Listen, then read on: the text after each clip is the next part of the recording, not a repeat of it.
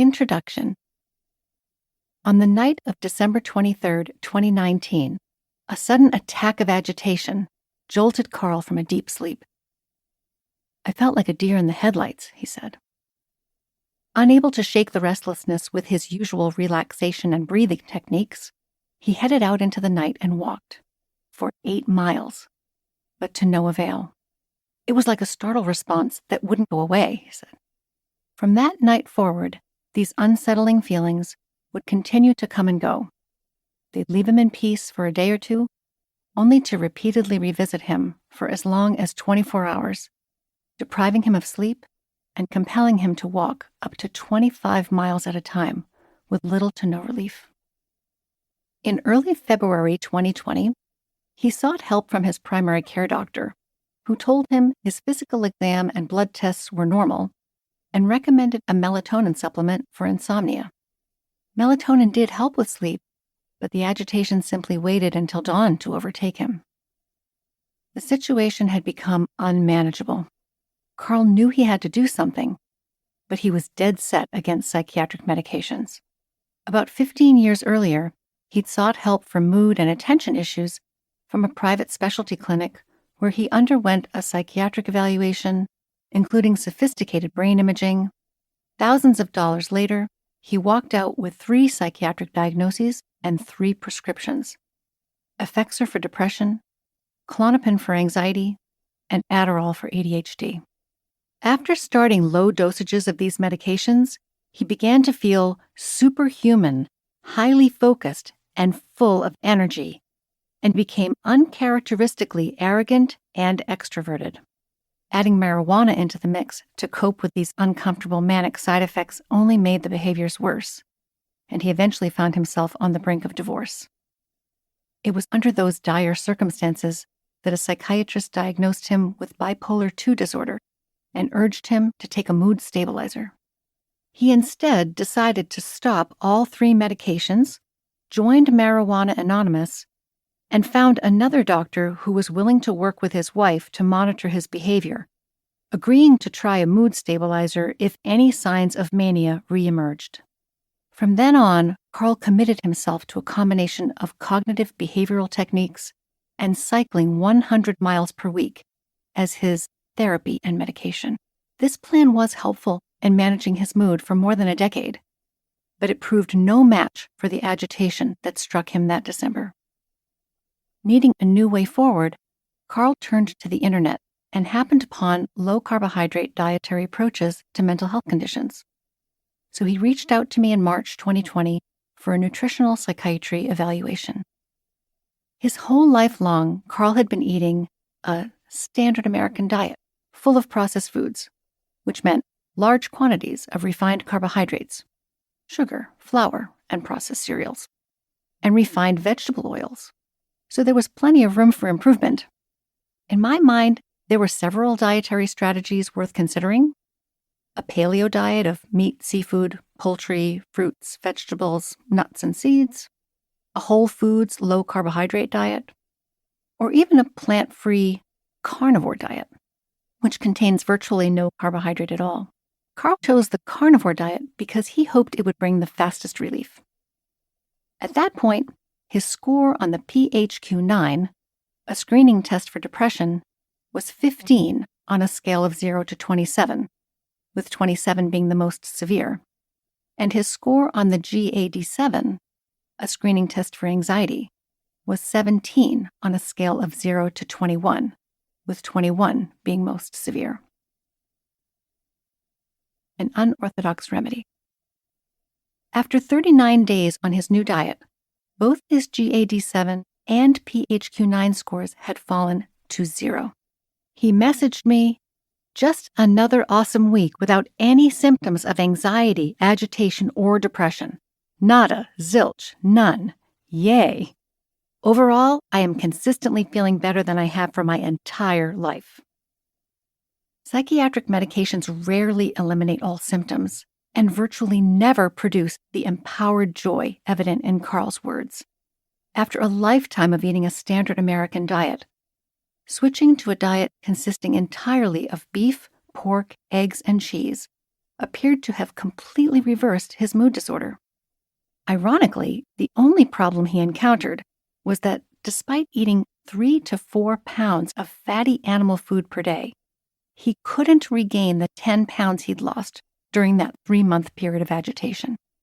Therefore, to restore healthy weight, support athletic performance, and add variety, I advised him to relax his diet to include about 100 grams per day of carbohydrate from whole foods, which he did by adding in some plain yogurt and root vegetables like potatoes. After remaining completely well on this plan for over a year, he began broadening his diet to include a greater diversity of whole foods. And for the past year, he has continued to remain well so long as he avoids refined carbohydrates and processed foods and keeps his carbohydrate intake low on days when he doesn't exercise. He is thriving on this simple diet, enjoys eating this way, and remains symptom-free a full 3 years later. Whether this remarkable story reflects the unique and irreproducible experience of one man, or holds larger lessons that may apply to others, it certainly challenges and inspires us to ask new questions about psychiatry, nutrition science, and the relationship between the two. Could some psychiatric illnesses be partly, largely, or even entirely dietary in origin? What is it about the standard American diet that may be contributing to poor mental health? How many people might be able to reduce, avoid, or eliminate the need for psychiatric medications using dietary strategies? The accidental nutritionist. Having practiced psychiatry for more than 20 years, I know all too well the shortcomings of medication-oriented care. Even well into the 21st century, the practice of prescribing psychiatric medications continues to be a frustrating trial-and-error process fraught with potential complications. Unpredictable, confusing, and sometimes dangerous drug reactions can occur, especially when more than one drug is started at a time, when drugs overlap during transitions, when drugs are layered on top of each other to manage side effects or address residual symptoms, or when drugs are discontinued too quickly.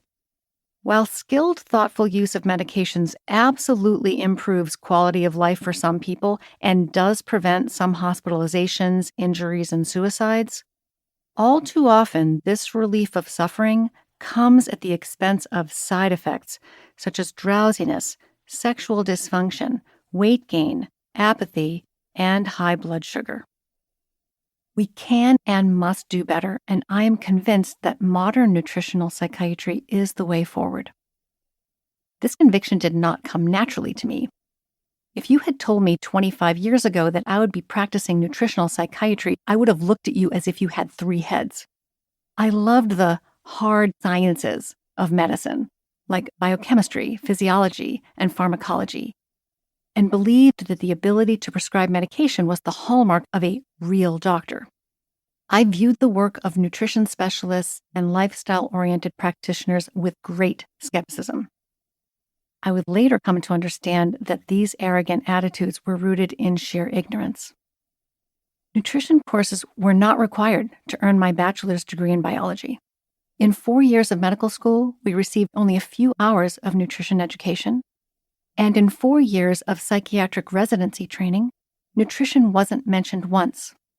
We were taught that the biological roots of mental illness were due to imbalances in brain chemicals, neurotransmitters, such as serotonin and dopamine. I therefore emerged from residency thinking of the brain largely as a bag of neurotransmitters designed to be manipulated with medications, and off I went to the quaint Cape Cod town of Woods Hole to prescribe. Don't get me wrong, I was fortunate to have also been taught strong psychotherapy skills from some of the best psychiatrists in the field. So I took thoughtful life histories, explored deeper issues that contribute to emotional distress, and developed meaningful relationships with my patients. During those early years on the Cape, I poured my heart and soul into my work and learned invaluable lessons from the hundreds of people I had the privilege of connecting with who came to me for help. As time went by, however, it became painfully obvious that true healing and full recovery were rare. Looking around at respected colleagues and mentors, some of whom had been in practice for decades, I noticed the same pattern. Everyone's practices were filling up with people who weren't getting better. We met with patients to provide support, write prescription refills, and try to instill hope, but most of us had quietly come to view mental illnesses as chronic, mysterious, and incurable. It had never crossed my mind that food might be important to mental health. Like many women, I viewed my own food choices simply as a means of weight control. I ate a low-fat, high-fiber diet, largely comprised of skinless chicken breast, fish, vegetables, whole grain cereals, soy milk, hummus, fat-free yogurt, and Diet Coke. I counted calories and exercised religiously. Then, in my early 40s, I developed a variety of perplexing new symptoms, including migraines, fatigue, bloating, body aches, stomach pain. Multiple specialists found nothing wrong, and sophisticated test results were all normal. None of the doctors asked me what I ate, so I left their offices with generic printouts advising me to follow the same low-fat, high-fiber diet I was already eating. Unwilling to accept these new symptoms as my new normal, I started instinctively experimenting with my diet. I began a food and symptom journal and looked for patterns. After about 6 months of trial and error changes, to my complete surprise, I arrived at a highly unorthodox, mostly meat diet, feeling better than I had ever felt in my life. Not only had the pain and fatigue disappeared, but my mood, concentration, and productivity had improved as well. I'd never thought of myself as having much difficulty in these areas, but there was no question that this unconventional way of eating was good for my brain. As a psychiatrist, I became intensely curious about the relationship between food and brain health, and began to wonder whether dietary changes might help some of my patients. As a middle-aged woman, I became concerned that my strange new mostly meat diet was going to kill me. Since the diet that restored my health was high in animal protein and animal fat, and contained only small amounts of the few plant foods that didn't seem to bother me, my head was full of new questions. Will I get cancer if I don't eat enough vegetables or fiber? Are some fruits and vegetables more important than others? Or do I need to eat a wide variety for best results? Which ingredients within red meat make it more dangerous than white meat? How do cholesterol and saturated fat damage the heart? And do they damage the brain as well? I needed to get to the bottom of these questions, so I started studying nutrition. In addition to completing a graduate course in human nutrition at the Harvard School of Public Health, I combed the Harvard Library database for primary research studies, devouring articles not just about nutrition topics like nutrients, digestion, and metabolism, but also about botany, anthropology, toxicology, animal husbandry, and agriculture. What I discovered was that nearly everything I thought I'd known about nutrition was wrong. Rethinking brain food. I was genuinely shocked to learn that there is absolutely no science or logic behind recommendations to eat plant-based diets, balanced diets, high-fiber diets, low-cholesterol diets, or diets containing whole grains, low-fat dairy products, or rainbows of fruits and vegetables. At best, these ideas represent well-intentioned guesses based on deeply flawed, unscientific food questionnaires. At worst, they are intentional distortions of the facts, designed to protect professional reputations or serve political or commercial agendas, not to protect and serve public health. The truth about nutrition is this: meat is not dangerous, vegan diets are not healthier, and antioxidants are not the answer. So where can we look for answers? The good news is that hiding underneath that mountain of biased, confusing guesswork are clear, elegant, compelling, scientific principles about nutrition that make intuitive sense, work in clinical practice, and stand the test of time. Do we know everything we wish we knew? No, Do we know more than enough for you to substantially improve your brain health starting today? Absolutely. Most of us have been feeding our brains improperly our entire lives. Therefore, we have no idea how much better we can feel and how much more we can expect of ourselves if we eat right. Most books about nutrition and mental health ask you to pin your hopes on plant superfoods, which do not work, and supplements, which often profit the author, often without showing you how to improve the overall nutritional quality of your diet from the ground up in ways that will minimize your need for supplements. These books often also recommend Mediterranean diets or plant-based diets for optimal brain health, without explaining the very real risks of these dietary strategies. It saddens me to see so many people working so hard to make good food choices, not realizing those choices are based on bad information that can damage the brain over time and increase risk for serious problems with mood and memory. By focusing on the right whole foods, customizing your carbohydrate intake to suit your metabolic needs, and eliminating common food sensitivity culprits, you can greatly improve not only your mental health, but your whole health. I believe that many of the emotional and cognitive issues we have come to expect as normal, genetic, or permanent can be prevented, eased, or even reversed with good nutrition.